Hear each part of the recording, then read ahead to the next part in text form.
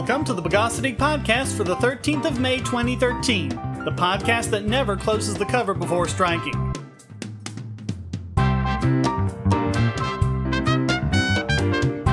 This is your host, Shane Killian. First, a brief update. Last week we talked about the plans for a 3D printable handgun, the Liberator, being put online by licensed gun manufacturer Defense Distributed. After more than 100,000 downloads, they've been ordered by the U.S. State Department to remove the files, saying they breach arms control regulations. These regulations prohibit shipping weapons overseas, but Defense Distributed wasn't doing that. People from overseas were downloading the blueprints for the weapons and then printing them out. While you could, I guess, make the case that the feds get to stop people from shipping guns to other countries, you cannot make that same case for the plans. Plans are just instructions, and instructions are protected under the First Amendment's guarantee of freedom of speech. For example, The Anarchist Cookbook is a 40-year-old book that's been sold around the world and is now easily available online. Although the publisher Lyle Stewart kept publishing the book until 1991, neither he nor author William Powell were ever prosecuted, despite the fact that the book carried instructions on the manufacture of explosives and other things like telephone phreaking devices. Add to that the fact that Defense Distributed registered its operation with ITAR, the International Traffic in Arms Regulations. But still, for the time being at least, the files are no longer available from Defense Distributed. However, you can easily download them from the Pirate Bay. When will they learn?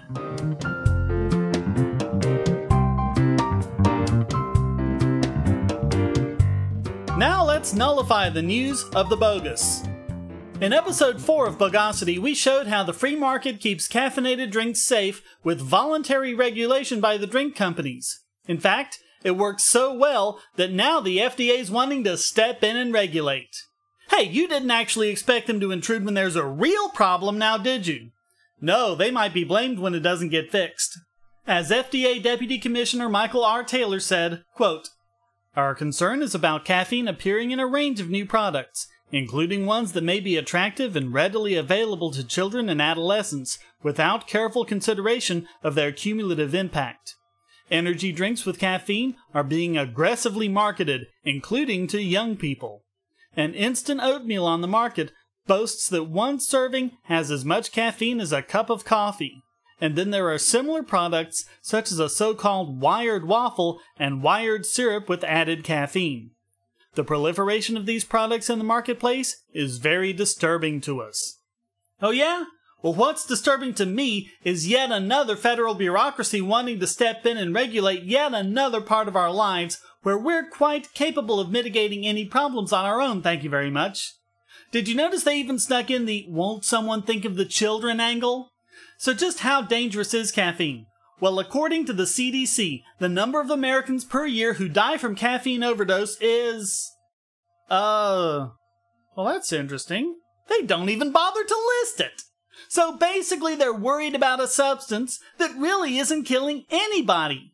Could it be that the FDA just wants to jump in front of a parade and pretend to be leading it? He also said, quote, "We need to better understand caffeine consumption and use patterns and determine what is a safe level for total consumption of caffeine." But that's already been done! Caffeine has been well studied, and even though the median lethal dose is merely a scary-sounding 10 grams, the fact is that it would take 100 cups of even the strongest coffee to get to this level. And along the way, you'd suffer so many ill effects, it's inconceivable you'd keep going. He concludes his press release, quote, "I'm hopeful that the industry will step up. They already have, Taylor. I'm hoping you guys will step down. No one's forgotten about how the FDA worked to cover up the problems with Vioxx." Well, actually, maybe they have. Most people seem to have a blind spot when it comes to things like that. Well, they probably even think that Vioxx was pulled by the FDA instead of being voluntarily recalled by Merck, even as the FDA continued to deny the problems with it. It must be so nice not to have any accountability. But that's an even better reason to keep the FDA out of such an important issue like this. Bogosity.tv and all of its services are hosted at GoDaddy.com. I've been a satisfied GoDaddy customer for over 10 years now. Their prices are great, and their 24/7 support is second to none, so I'm happy to be able to give you this special offer. Just sign up for any new domain, web hosting, email, or many other services and get 20% off by typing in the code WOWNOBOGON. That's WOWNOBOGON.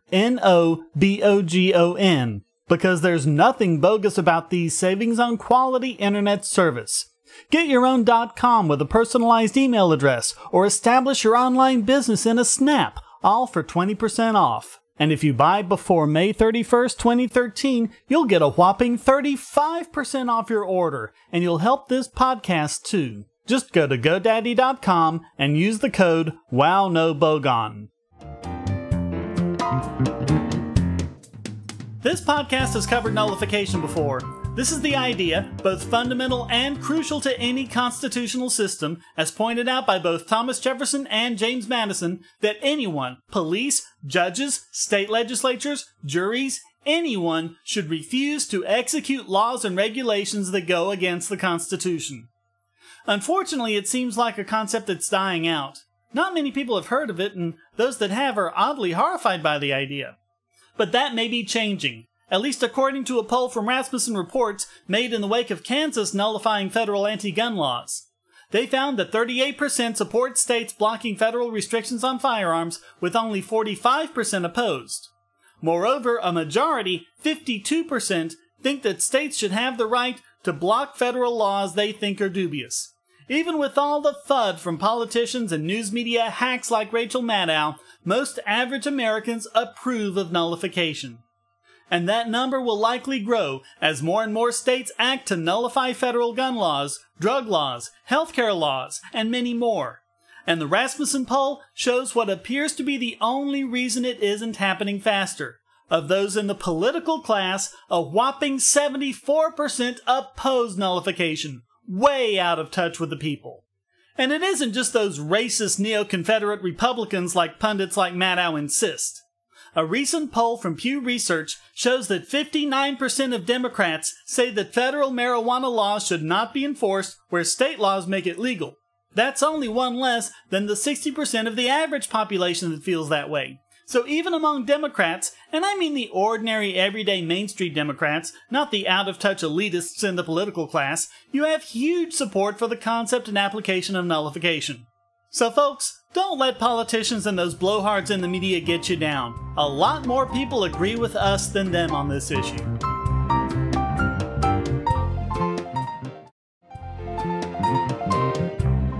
Speaking of states doing things the feds don't like, the Minnesota State House just voted 75 to 59 to legalize gay marriage in the state.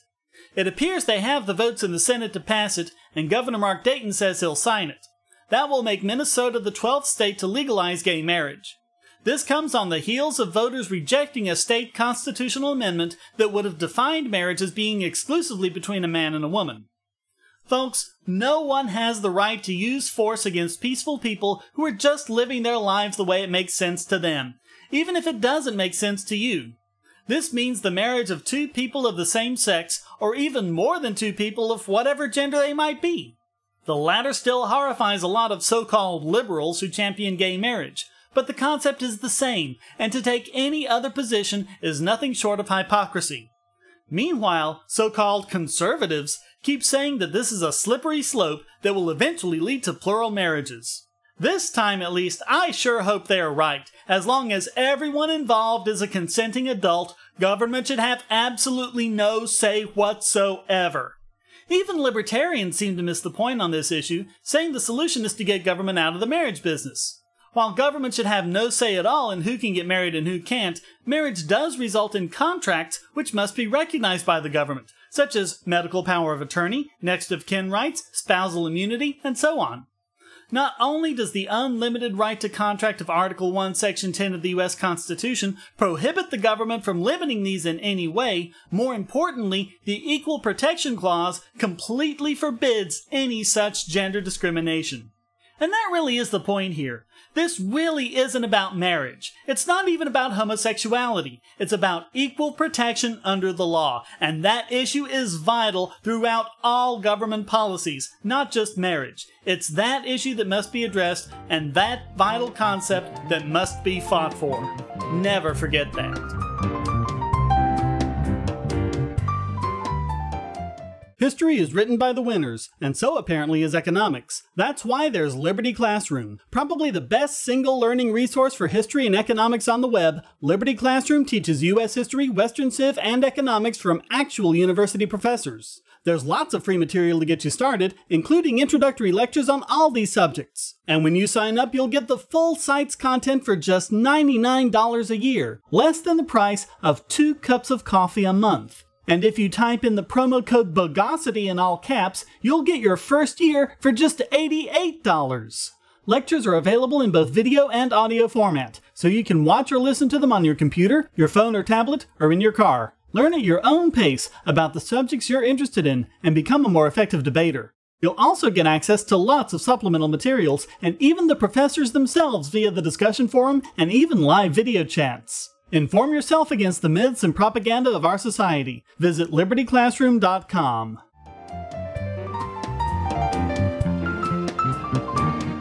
And now it's time to put up an umbrella to protect us from the rain of Bogons from this week's biggest Bogon emitter. And this week, it goes to Peter Sprigg, Senior Fellow for Policy Studies at the Family Research Council.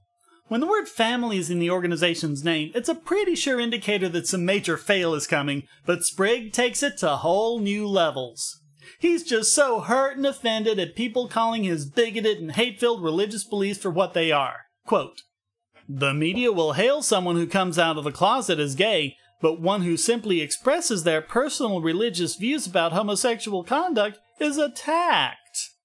Yes, Sprigg, someone who simply expresses bigoted views gets attacked as a bigot. That's what happens. Deal with it.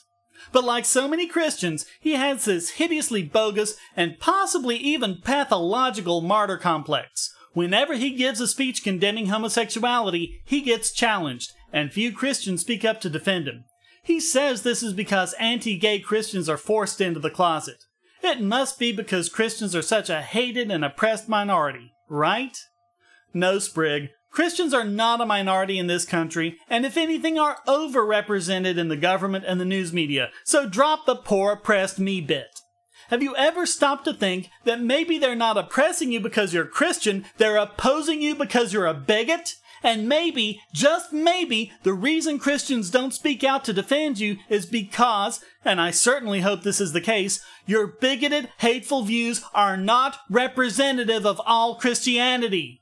Sprigg, you need to understand that when we call you out for the bigot you are, we are not oppressing you. No one is stopping you from using your First Amendment right to free speech to spew your hatred and intolerance all over the place to anyone who will listen. All we are doing is using our right to free speech to call you out on it. Because regardless of how much you spew platitudes about Christian love and wanting people to be the best they can be, the fact remains is that you think you know what's best for them, and above all, you are the one doing the oppressing by supporting things like gay marriage bans and opposing those who just want to have the laws changed so that other people can live their lives in a way that makes sense to them and in a way that doesn't affect your life one iota. So you keep saying what you want, and we'll keep saying what we want, and we'll continue to voice our opposition to your primitive, barbaric, Bronze Age bogosity in every way that we can. And that includes pointing out that oppressing people while whining that you're the one being oppressed is more than enough to get you named this week's biggest Bogon emitter.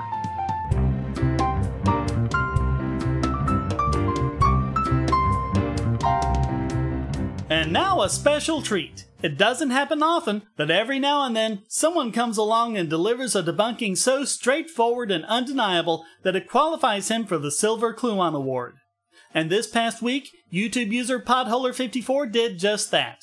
After establishing himself as an excellent examiner of nonsense with his Made Easy series, he began to focus on the issue of climate change and became somewhat unique on the internet for simply delivering the state of the science without politicizing it. I highly recommend all of these videos. But now, he's outdone himself.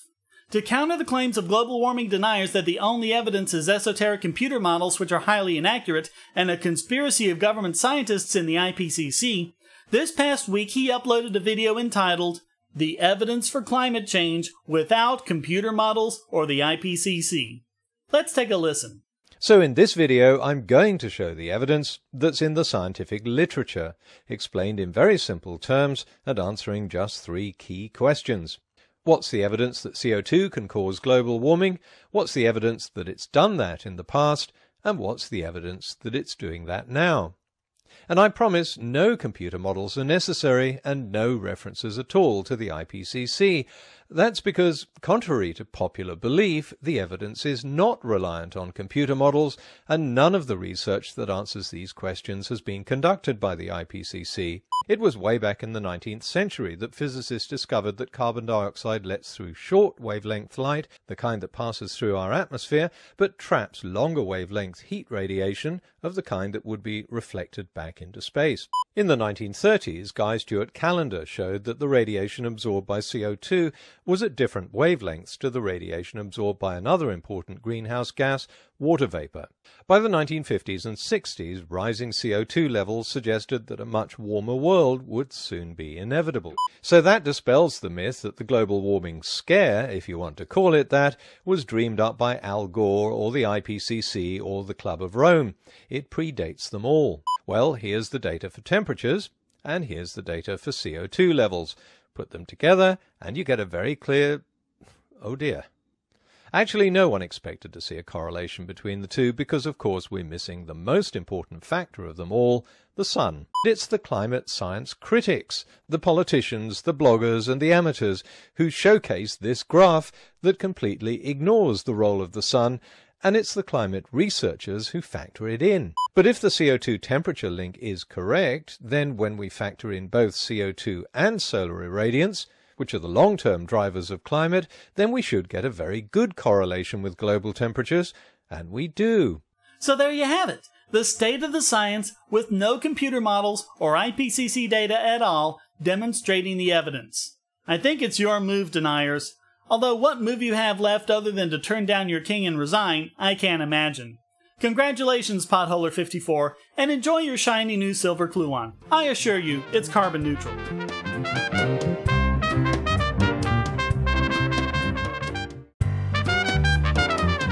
And now it's time to predict the demise of this week's Idiot Extraordinaire!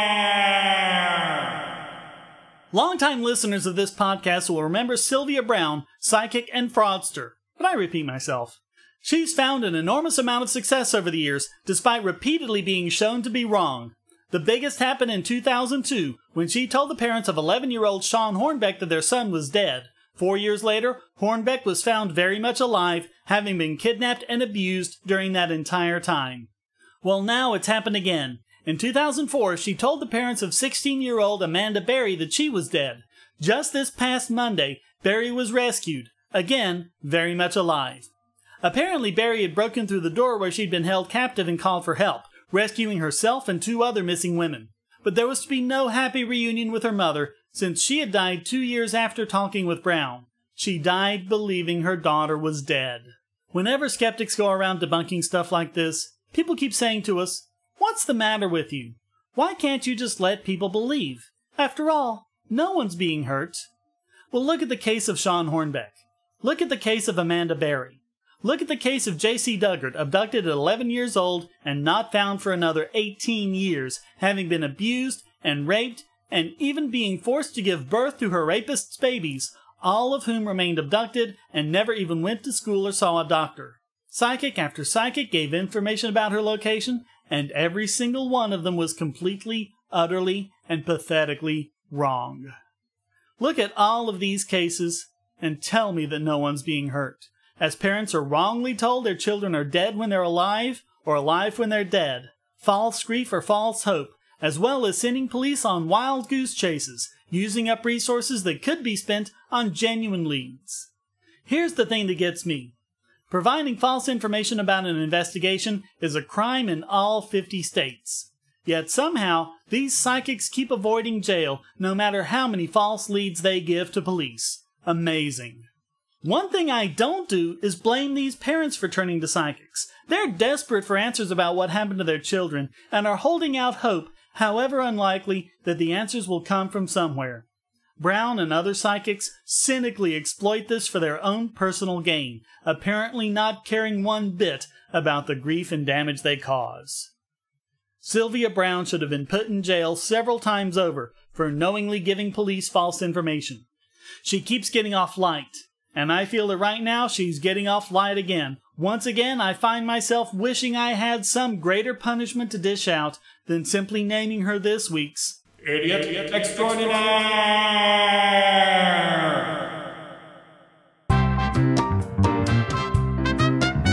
Well, that wraps up this Home of the Whopper edition of the Bogosity Podcast. Please visit the forums at Bogosity.tv where you can read the show notes and join the discussion on these and other subjects.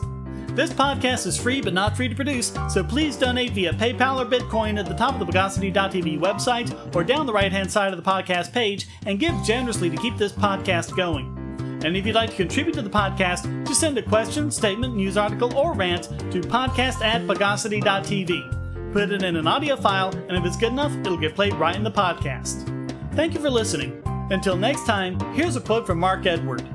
The psychic business is built on lies. There is no supernatural power. You can't see the future. We're in the golden age of the con. There are people coming out of the woodwork who would love to separate you from your money. But people just want someone to talk to. That's the bottom line.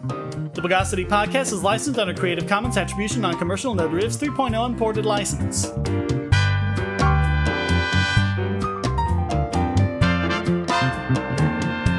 Bogosity.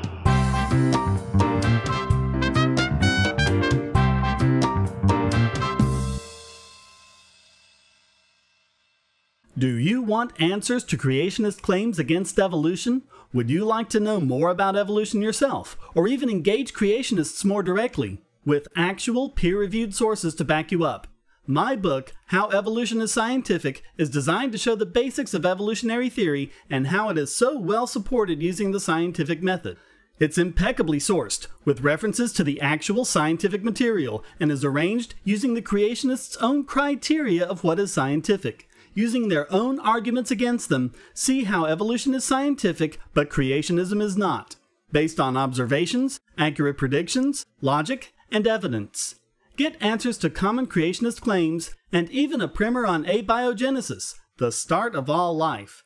It's all in my book, How Evolution is Scientific, available at Amazon and on Kindle, EPUB, and PDF as well. Get How Evolution is Scientific and never be taken in by creationists again.